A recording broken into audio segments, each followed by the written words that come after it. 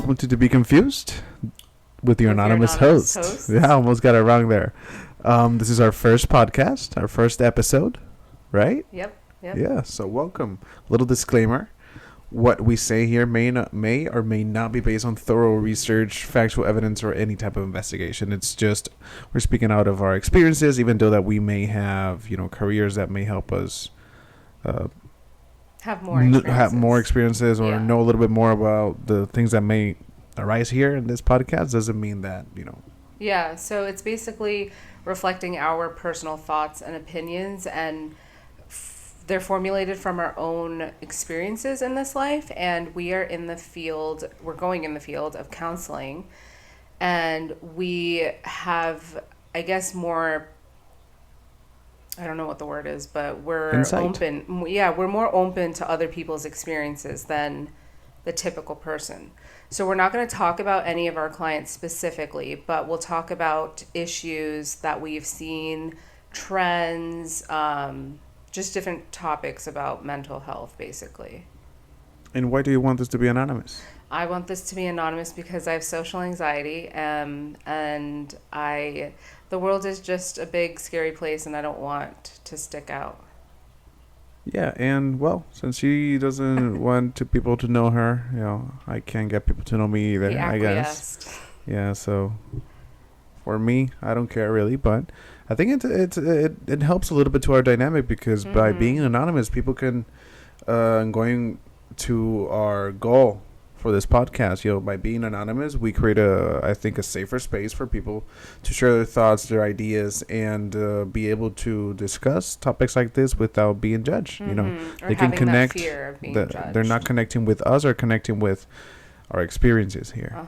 It's just ideas that we're talking about. And so I'm a grad student. I'm at the end of this is my last year. I think I have senioritis. But I'm graduating in December, and then my co-host this is your first year in grad school. This is my first year in grad school. I started seeing clients for the first time in August. So, yeah. I'm excited by when this podcast is published, you'll have your first client already? I will have my first client, I think. We have to do a check-in. Yeah. We could do it here. We could record that. But yeah, that's a little bit about us. Like I said, I'm also a grad student. I'm going into the field of social work. My plan is to become a therapist as well. And I think a cool thing that I found out is that he studied clinical psychology for his bachelor's. Yeah. And he's doing social work now, and I studied sociology for my bachelor's, and I'm doing counseling now. So we kind of flipped it. Yeah. So that's a little about us. So also we're confused about a lot of things. That's why it's called To Be Confused, a play off of To Be Continued with the podcast. We're going to have episodes, obviously. And again, we just wanted to create a safe platform for us to ask questions and discuss our world that we're living in. Yeah. Anything else? No, that's it. Okay. So how are you feeling today? I'm feeling, I don't know. I'm feeling okay. How are you feeling? I'm feeling tired. School's kicking my butt, but I love it. School's kicking your butt? Yeah. I mean, no, I'm super smart. I got this. Okay. I'm really confident, and I know I can do it. It's just, I don't know, I'm really tired. No, I think you are super smart. I think you have your way of doing school, and it sounds exhausting to me. Do you think that grad school is hard? It doesn't feel hard. It's right? just, it's... I don't know. It's not hard. It's just takes a lot of time. And it's a lot of work. But it doesn't feel hard. I think it's because it's something that we like. Yeah. So I think that has to do a lot with it. But sometimes I hate... Because you feel like your bachelor's, you feel like it was harder, right? I like that too, because that was about society, and that's how I try to... But the first 2 years of your bachelor's, was it hard? Did it suck? No, I did community school, and then I finished off Exactly, but it sucked. It wasn't... Yeah, it was general. Yeah, because we were not doing what we... Yeah. And also, we didn't know what we... I mean, in my case, I didn't know what I wanted to do. I did not know what I wanted to do. So it sucked. Now that you know what you want to do, and you're studying something that you like, it feels easy, because it comes easy to you. Yeah. So, yeah. That's good. But I thought that was cool. Yeah. Because I didn't know that you did clinical psych. Yeah. So, okay. So then what is our topic of today? So today, talking about school, while doing some research for a paper that I was writing, I stumbled upon an article from New York Times, and it fucking blew my mind. And it's about... We'll get there. Let's see if you figure it out. Okay, so you really said capitalism. This is a topic I'm very passionate about, and I hate. But I also and it's gonna seem a little bit like, okay, where is he going with this? But it's just I connected the dots. Okay, so this is from the New York Times. New York Times. So this is an article. This is a story, a real story. 1965. This lawyer, his name was. I even wrote notes on it and everything. I was fascinated with it, and I kept doing research on it. 1965. This lawyer, Andre Francois. I even looked up in Google Translate how to pronounce. How to say it, because I didn't. So maybe our disclaimer should be: we do some thorough research. We are in grad school. Exactly. Yeah, but Andre Francois, he's a 47-year-old lawyer. In 1965, he went into a real estate deal with Jean Calment, who at the time was 90 years old, old lady. This deal was a common deal that they did in France, apparently, where it's a real estate arrangement where the buyer agrees to pay the seller a monthly sum for the rest of their seller's life, and once. Okay, let me say that again. No, I'm listening. Okay, for the rest. It was kind of slurred. Yeah. For the buyer agrees with the seller to pay the seller a sum of money monthly. The rest of his life. The seller's life. The seller's life, and once the seller dies, the property is that guy's. Okay. So this guy, Andre, he was a bit of an asshole because he made this deal after noticing that Jean, she didn't exactly have the healthiest lifestyle. Damn. She's 90 years old. She smokes since she's 21. They reported that apparently she's 90 and she's been smoking since she was 21. Okay. She's 90 years old. She's been smoking, and she eats chocolate every day. That apparently a reporter got to interview her, and they got all this information. Chocolate every day. She enjoys her glass of wine quite often. So Andre's thought process was that probably something like, okay, this lady is 90 years old. She smokes a lot since she's 21. She drinks a lot. She eats candy every day. Tops, she has 1 year left. And the property's mine. Little did he know that he had made a deal with the oldest confirmed living person in recorded history of the world. Okay. Jing lived up to 122 years of age. Eventually, Andre, the lawyer, he died, and the wife had to keep paying the old lady. Oh my God. Then the old lady died at 122. You know what stands out to me in this story? No. This is about a topic that we love talking about, like you mentioned, capitalism. Yes. So what did Andre offer the old lady? A monthly payment until she dies. And at the time, it looks like the amount that he paid her was quite a lot. It was or wasn't? It was. It was a significant amount. He paid her monthly sum covering the cost of the house and her basic needs. He gave her financial relief that benefited her in many ways. I'm guessing it reduced the stress, it caused her to have better access to healthcare, improved her living conditions, and enhanced psychological well-being. Capitalism is fucking killing us. Literally. Like this lady, I'm sure I have zero doubt that because the financial stress was taken out of this lady, she was able to live that long. Yes. Literally. Like, this is evidence. For me, this is evidence. She was taking care of herself because she didn't have to worry about the money. Exactly. So she lived 122. She lived to 122 years of age because she had a financial stability, a luxury that most of us cannot afford under the grind of capitalism. So while we're all stressing about the bills and healthcare, the system is literally shaving years of our lives. Listen. So next time someone tells you that capitalism is the answer to our problems, remember Jean. Okay. Jean, R.I.P. Jean. No, who's the lady? Jean. Jean. Okay. Yeah, Jean is the lady. R.I.P. Jean. We all want to be a Jean. Listen, this is why I hate capitalism so much. This is why I feel like since day one, you were talking about Puerto Rico, I was talking about capitalism. Capitalism is literally killing us. Capitalism is that they release a $1,000 phone every single year with features that another phone has, an inferior quote unquote phone has. They have the technology, but because they want money from us every single year, and we are working. Aren't you tired from working?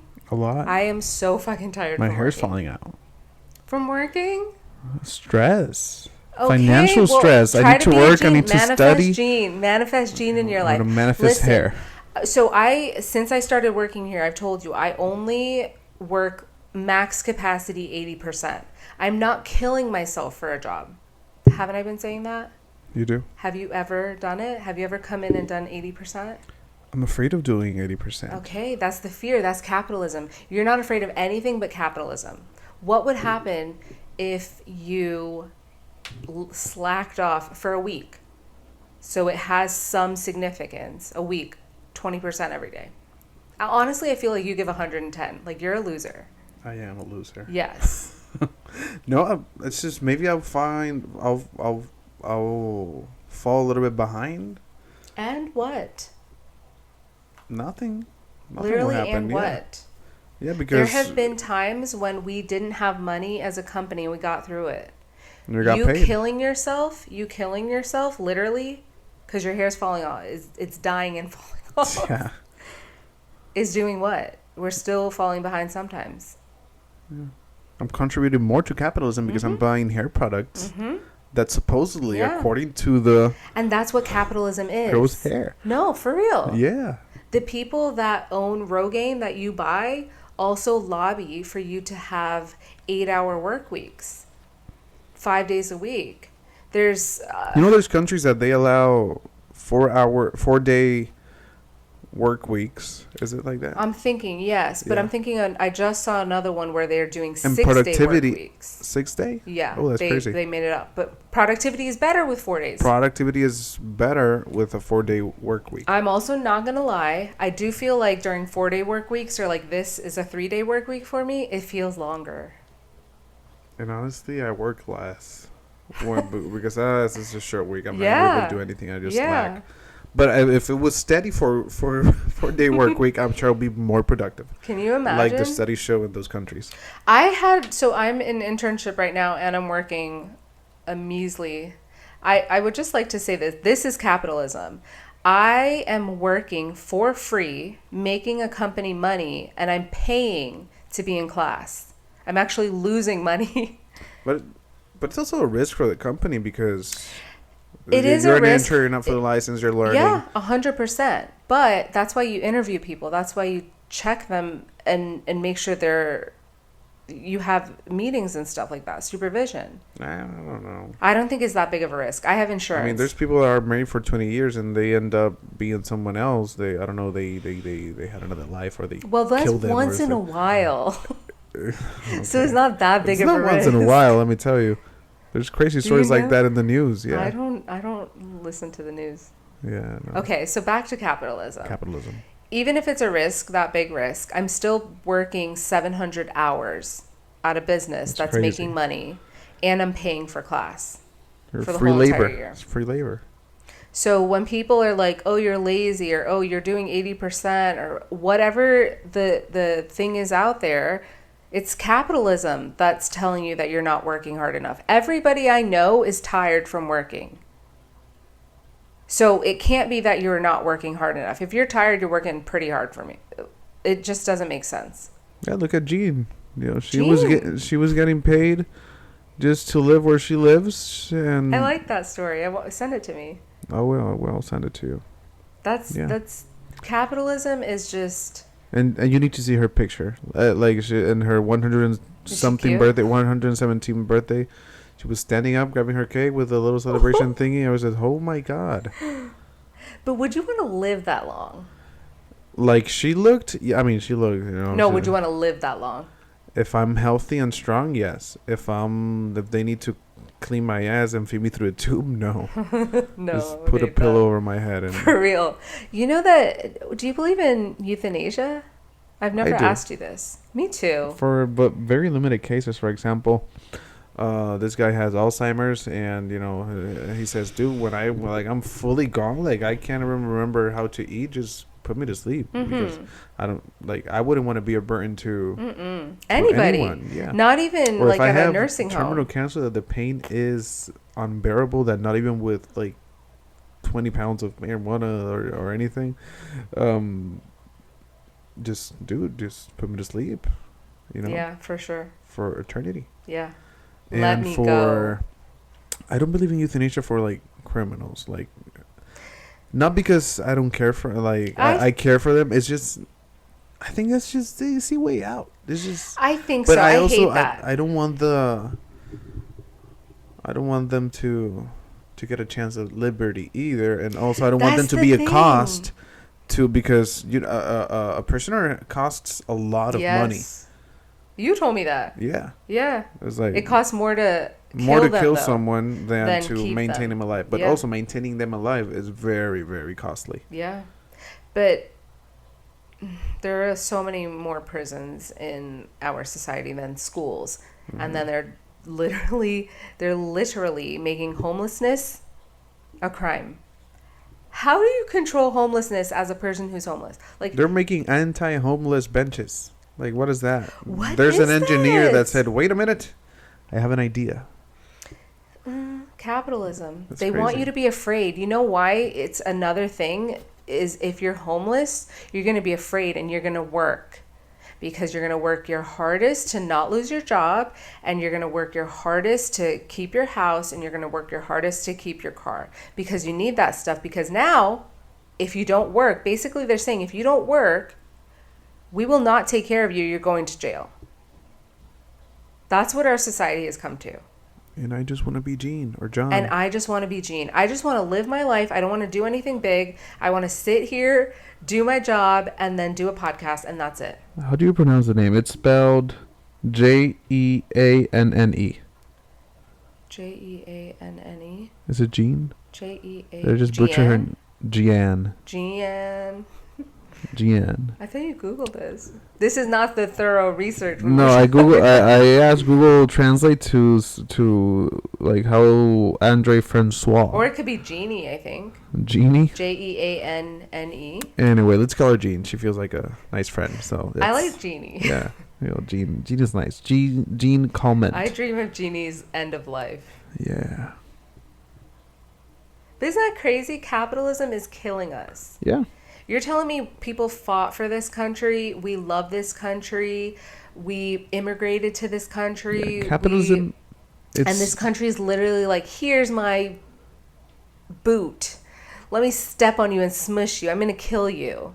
Yeah, capitalism isn't just unfair. It's deadly. It's literally deadly. It's killing us. And the food that they make isn't even real food, or it has chemicals, or it has a recall because this is a cancerous thing. Like, I am confused. I'm confused on how this is our world. I don't get it. But what can we do about it? Let's just. I've been asking people that a lot, and nobody knows. What's a positive no that we can leave here? That should be our question. That's what we're confused about. So if we have followers, like, what are you confused about? And what is your answer to this? Maybe we'll think about it on the next episode and answer it if we have an answer. Okay? So this was the first episode of To Be Confused. Yeah, thank you for joining. With me. Your anonymous. And her. Your anonymous host. Exactly. Me and her, yes. That's who it is. Okay, thank you for tuning in.